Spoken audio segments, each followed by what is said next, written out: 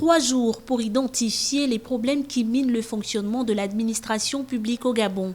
Après l'adresse à la nation de l'exécutif gabonais qui a appelé son gouvernement à passer de la parole à l'acte, le ministère de la fonction publique n'a pas attendu plus longtemps pour essayer de détacher les goulots d'étranglement qui freinent le dynamisme de cette institution.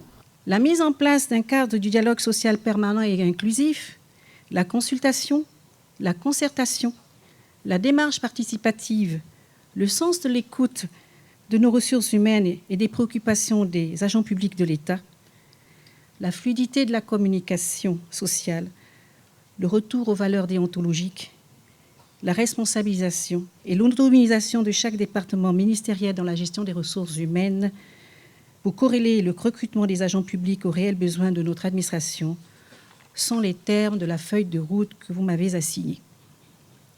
Tout ceci participe de l'ambitieuse réforme de la fonction publique qui doit porter notre administration vers une culture de la performance tournée vers l'efficacité, la gestion du temps, la qualité d'un service public de résultat. C'est sous le thème « Pour une fonction publique plus performante » que les différents acteurs vont plancher pour sortir définitivement ce pan important de l'administration gabonaise du gouffre dans lequel il se trouve. Des mots soulevés d'ailleurs par le représentant des syndicats des travailleurs lors de la cérémonie de présentation de vœux au chef de l'État.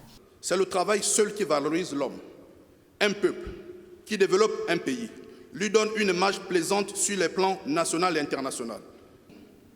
Aujourd'hui plus qu'hier, les travailleurs éprouvent les difficultés à se nourrir, à se déplacer, à se soigner, à se loger, à se rendre à l'intérieur du pays en toute sécurité, à scolariser leurs enfants, malgré quelques efforts consentis par le gouvernement dans ce domaine. Beaucoup reste donc à faire.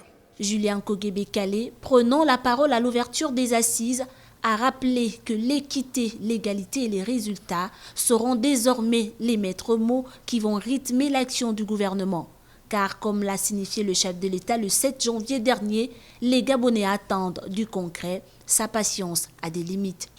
Nous devons tous intégrer ces valeurs de probité, de culture du travail, de transversalité, de résultats collectifs.